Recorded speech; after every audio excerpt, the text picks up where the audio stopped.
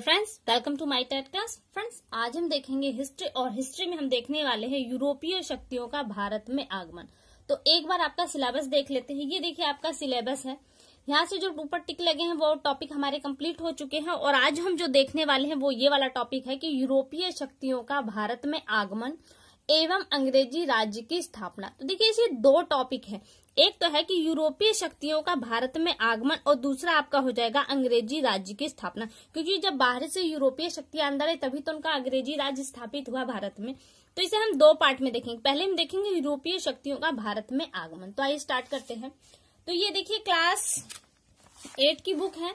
यहाँ से मैं आपको ये टॉपिक कवर करवाऊंगी और सेकंड टॉपिक भी आपका यहीं से कवर होगा। तो आइए स्टार्ट करते हैं, अपनी वीडियो को देखते हैं। भारत सोने की चिड़िया कहा जाने वाला देश था। ये धन संपदा के मामले में इतना प्रचुर था, इतना पूर्ण था कि इससे सभी देश व्यापार करना चाहते थे। और ज्यादातर जो देश थे वो देख सकते हैं, ये एशिया महाद्वीप का नक्शा, ये अफ्रीका है, ये भारत है हमारा। तो ये जो एरिया है, इस वाले क्षेत्र के जो देश थे वो भारत से बहुत ही ज्यादा व्यापार करना चाहते थे, क्योंकि ये जो एरिया था वो काफी अटैच में था। और ये जो भारत में ये व्यापार करते थे उसके जो मार्ग थे, फारस की खाड़ी थी और ये जो लाल सागर आप देख रहे हैं ना, इस लाल सागर के माध्यम से ये देश भारत में इंटर करते थे।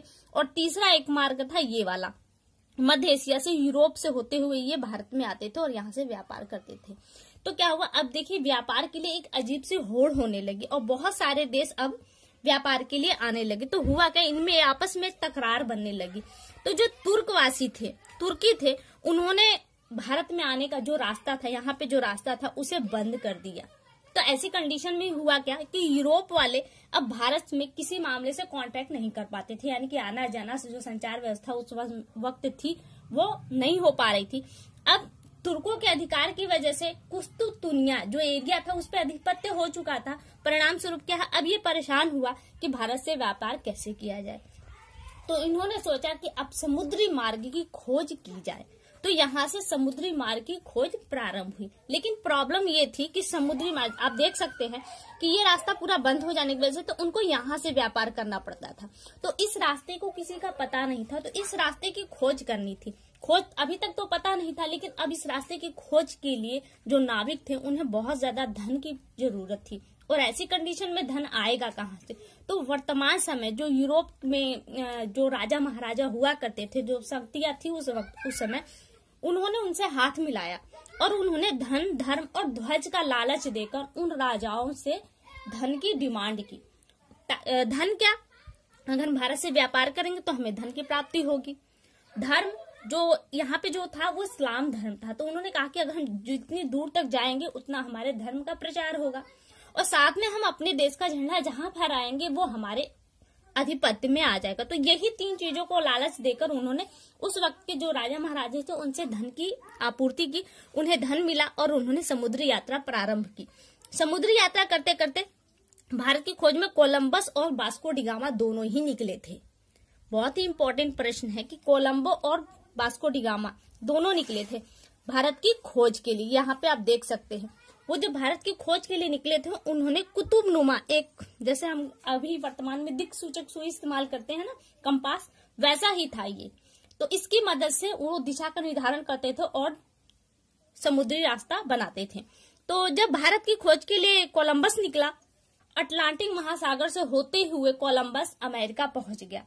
वो तो निकला था भारत की खोज में, लेकिन पहुंच गया अमेरिका। तो उसने उस यानी कि अमेरिका को नई दुनिया का नाम दिया। तो यहाँ से देखिए प्रश्न आपका आएगा कि कोलंबस कहाँ का निवासी था? तो वो स्पेन का था। और दूसरा प्रश्न बनेगा कि अमेरिका की खोज किसने की? तो कोलंबस ने की। अब देखिए भारत के खोज के लिए वास्को डी गामा भी निकला था जो पुर्तगाल का निवासी था। प्रश्न बनेगा कि वास्को डी गामा कहाँ का था? तो वो पुर्तगाल का था और उसने एक लंबी जल यात्रा की। आप देख रहे हैं कि पूरे इस अफ्रीका महाद्वीप को यहाँ से चलते हुए उसने पूरे अफ्रीका महाद्वीप को पार करते हुए वो भारत के पश्चिमी तट पर पहुंचा, कालीकट बंदरगाह पर पहुंचा और वहां से अब उसने नए रास्ते का जन्म हुआ और भारत से व्यापार उनका पुनः स्थापित हुआ। ये जो एक नया रास्ता मिला, अब इस रास्ते के माध्यम से यहाँ पे कई देश अब व्यापार करना चाहते थे, लेकिन ये खोज यूरोप वासियों की थी इसलिए केवल यूरोपीय लोग इस पे अपना आधिपत्य रखना चाहते थे और बिना, देखिए ये एक बहुत बड़ी जल शक्ति के रूप में उभर कर आई, बिना इजाजत के यूरोपियों के कोई इस रास्ते का इस्तेमाल नहीं कर सकता था। लेकिन अब धीरे धीरे हुआ क्या, कंपनी की स्थापना हुई। कंपनी के मतलब होता है कि बहुत सारे, जैसे कि इस वक्त हम कोई बिजनेस करते हैं तो पार्टनरशिप हो जाती है, तो वही पार्टनरशिप उस वक्त स्थापित हुई और कंपनी की स्थापना हुई। तो 1600 से 1700 ईस्वी के बीच में व्यापारिक कंपनियां स्थापित की थी। व्यापारिक कंपनियां मीन्स होता है कि जब कई सारे देश आपस में हिस्सेदारी के रूप में उस व्यापार को करे, उसमें जो प्रॉफिट हो उसका भी उसी के हिसाब से हिस्सेदारी यानी कि अनुपात उनका बने। अब देखिए यहाँ से प्रश्न बनेगा कि कौन कौन सी कंपनियां भारत में आई थी।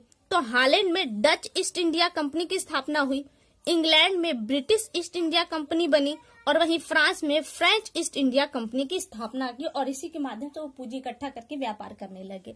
अब यहाँ से एक और प्रश्न बनेगा कि भारत में सबसे पहले व्यापार करने कौन आए। तो ये देखिए एकदम सही क्रम आपका दिया है कि यूरोपीय कंपनियों के आगमन का क्रम क्या था। पहले पुर्तगाली आए 1498 में, फिर अंग्रेज आए 1600 में। ईस्ट इंडिया कंपनी की स्थापना हुई थी, ये भी ध्यान दीजिएगा यहीं पर। डच आए 1602 में, फ्रांसीसी आए 1664 ईस्वी। तो ये क्रम है आपका। अब देखिए व्यापारिक केंद्र की स्थापना होगी। तो व्यापारिक केंद्र जब वो भारत में आए तो उन्होंने भारत में भी अपना एक जो पत्तन थे, बंदरगाह थे, वहीं पे अपना केंद्र स्थापित किया, जिन्हें फैक्ट्री कहा जाने लगा। हालांकि अब आप फैक्ट्री कहते तो आपके दिमाग में क्या आता है, उससे ही कुछ जुड़ा हुआ था, क्योंकि व्यापार करके वो चीजें जो लाते थे उस फैक्ट्री में स्टोर करते थे और उसमें वहां पे जो उसका पैकिंग वगैरह का काम होता वो काम होता था। उसके बाद फिर वो विदेशों के लिए भेज दिया जाता था, तो इसे कहा जाता था फैक्ट्री। अब जो फैक्ट्री में काम करते थे उनके लिए अब घरों की जरूरत थी, तो उन्होंने उनके लिए फिर घर भी बनाए गए। तो ये कैसे हुआ, धीरे धीरे जो यूरोपीय शक्तियां थी वो भारत में फैलने लगी। वास्को डी गामा के भारत पहुंचने के बाद एक एक करके हॉलैंड, इंग्लैंड और फ्रांस के व्यापारी, जो मैंने बताया कि दूसरे देश भी व्यापार करने के लिए आमादा हो गए। धीरे धीरे ये क्या व्यापार बढ़ने लगा।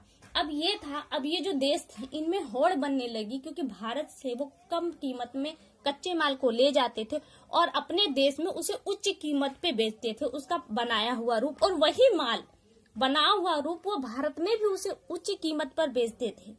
तो उनको बहुत ज्यादा प्रॉफिट हो रहा था। कच्चा माल भारत से ही ले जाना और पक्का माल फिर भारत को ही बेचना, बहुत ज्यादा प्रॉफिट हो रहा था। तो ऐसे में क्या हुआ, बहुत सारे जो देश थे वो आपस में होड़ करने लगे कि हम आगे हो जाए, लेकिन कोई किसी के आगे नहीं चल पा रहा था। अब देखिए अभी आपने देखा कि तुर्की लोगों ने रास्ता रोका, परिणाम स्वरूप की यूरोपीय शक्तियां भारत में इंटर न करे, व्यापार न कर पाए। लेकिन यूरोपियन ने क्या किया, उन्होंने दूसरे रास्ते को इख्तियार किया, नए रास्ते की खोज की और भारत से व्यापार स्थापित किया। तो यहाँ अब हुआ क्या, इन्होंने भारत के पत्तनों पर भी अपने जो व्यापारिक केंद्र थे उन्हें खोले। देखिए यहाँ दिया कि हॉलैंड निवासियों ने, जो डच कहलाते थे, कालीकट, कोचीन, नागापट्टनम तथा चिंसूरा में व्यापारिक केंद्र खोले। फ्रांसीसियों ने मछलीपट्टनम, पांडिचेरी, चंदनगर, माही स्थानों में अपने व्यापार के मुख्य केंद्र बनाए।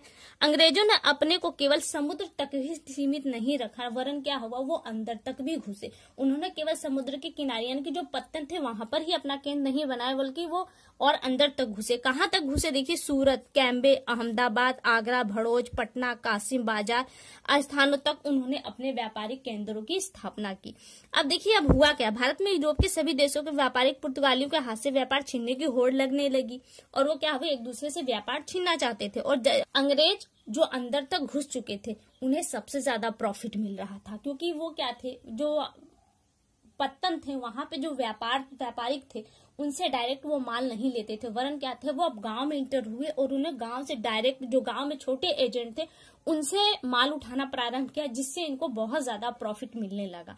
और इसी लालच में अब क्या थे, उनमें होड़ बनने लगी कि हम आगे आए और दूसरी शक्तियों को पीछे पछाड़ दे।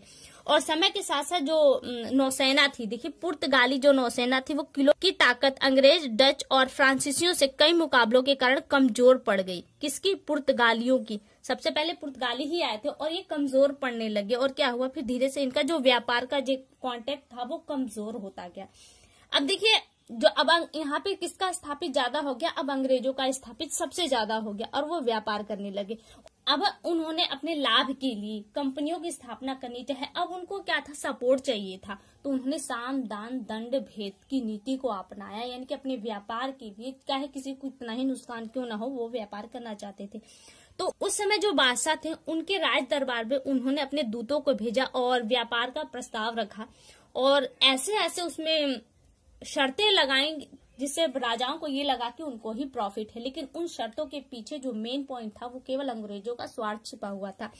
तो राजाओं ने फरमान जारी कर दिया कि इनसे कोई कर नहीं लिया जाएगा, तो इनको कर मुक्त कर दिया गया। ये भारत में कहीं से भी कोई भी व्यापार करते थे, इन पे कोई टैक्स वगैरह नहीं लगाए जाते।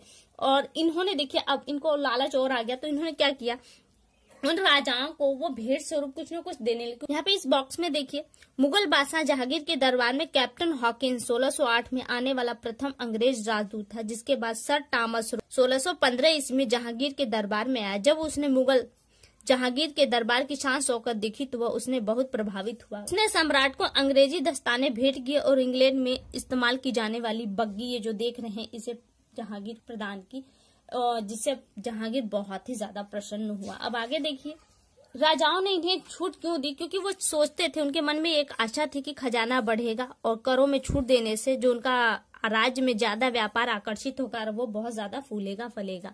ये सोचकर राजाओं ने उस वक्त इस बात को मंजूरी दी थी और दिया है कि हिंदुस्तान में राजाओं के मन में यूरोपीय जो शक्तियां थी उनके प्रति एक डर भर गया था, क्योंकि पुर्तगालियों ने धमकी दे दी। जैसे आप देखिए कि अंग्रेज, फ्रांसीसी व डच कहते व्यापार की छूट दोगे तभी हम हिंदुस्तानी जहाजों की सुरक्षा की गारंटी देंगे, नहीं तो मौका मिलने पर इन्हें लूटा व डुबोया जाएगा।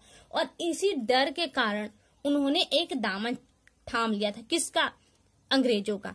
क्योंकि जो अंग्रेजी सेना थी वो बहुत सशक्त थी, क्योंकि हम जिस मामले में भारत पीछे था उस मामले में अंग्रेज बहुत आगे, तोप, बंदूक वगैरह उनके पास बहुत ज्यादा मात्रा में थी, उनका वो प्रयोग करना भी जान चुके थे, जो कि भारत में इन चीजों से लोग अनभिज्ञ थे। तो इन नीतियों के कारण फायदा उठाकर यूरोप के व्यापारियों ने हिंदुस्तान से व्यापार में खूब लाभ कमाया। उन्हें कई टैक्स न देने की छूट मिली, जमीन खरीदकर उन्होंने अपने गोदाम, घर, बंदरगाह और अपने किले भी बनाए। अब कुछ पॉइंट्स हैं यहाँ पे, देखिए आपका टॉपिक खत्म हो गया। पॉइंट भी अपने आप में इम्पोर्टेंट है, क्योंकि यहाँ से भी प्रश्न आ सकते हैं। यूरोपियों द्वारा मसालों का प्रयोग स्वाद के लिए ही वरन नहीं, वरन कच्चे मांस को लंबे समय तक स्टोर करने के लिए भी वो करते थे। पुर्तगाल, इंग्लैंड, फ्रांस, हॉलैंड आदि यूरोपीय देशों का क्षेत्रफल और जनसंख्या संसाधन भारत के एक प्रांत कौन से उत्तर प्रदेश के क्षेत्रफल, जनसंख्या और संसाधन के तुलना में भी नगण्य थे या छोटे थे, कम थे। ये देश भारत से हजारों किमी की दूरी पर, इनके बावजूद वे यूरोप देश भारत पर अपना आधिपत्य स्थापित करने में सफल हुए। फिर यह है कि जिस समय यूरोप देशों में तकनीकी विकास जैसे घड़ी, छपाई के प्रेस एवं बंदूक आदि बनाए जा रहे थे, उस समय हमारे देश के शासक इनसे अनभिज्ञ थे, यानी कि उनको इन चीजों की जानकारी नहीं थी। धनी व्यापारियों ने पैसा उधार देने के लिए बैंक की भी स्थापना की और सबसे पहला जो बैंक है इटली वासियों का था। और आज यूरोप के समस्त देश यूरोपियन यूनियन के संगठित हो रहे हैं और आर्थिक रूप से एक शक्ति के रूप में उभर कर सामने आ रहे हैं। तो यहाँ से देखिए धीरे धीरे क्या हुआ, यूरोपीय शक्तियों का भारत में इंटर प्रारंभ हो चुका था खुलकर एकदम। अब इसकी स्थापना कैसे हुई इसे हम अगली वीडियो में देखें। अभी अभ्यास का 2 प्रश्न उसे देख लेते हैं। अमेरिका की खोज किसने की थी? तो आप जानते हैं कि अमेरिका की खोज किसने की थी? कोलंबस ने की थी। कोलंबस कहाँ का था? स्पेन का। यही प्रश्न आपसे बनेगा, एक तो ये प्रश्न बनेगा और दूसरा प्रश्न बनेगा कि कोलंबस कहाँ का था, तो वो स्पेन का था। ठीक है, अगला प्रश्न देखते हैं। यहाँ पे भारत में सर्वप्रथम कौन सा यूरोपीय व्यापारी आया? तो सबसे पहले पुर्तगाली आए थे, तो यहाँ आपका ऑप्शन डी सही होगा, बाकी आपके लिए नहीं, बच्चों के लिए। तो फ्रेंड्स आज के लिए केवल इतना। ये वीडियो कैसी लगी एक बार हमें कमेंट करके जरूर बताएं। अगली वीडियो में आपसे फिर मुलाकात होगी, तब तक के लिए नमस्कार।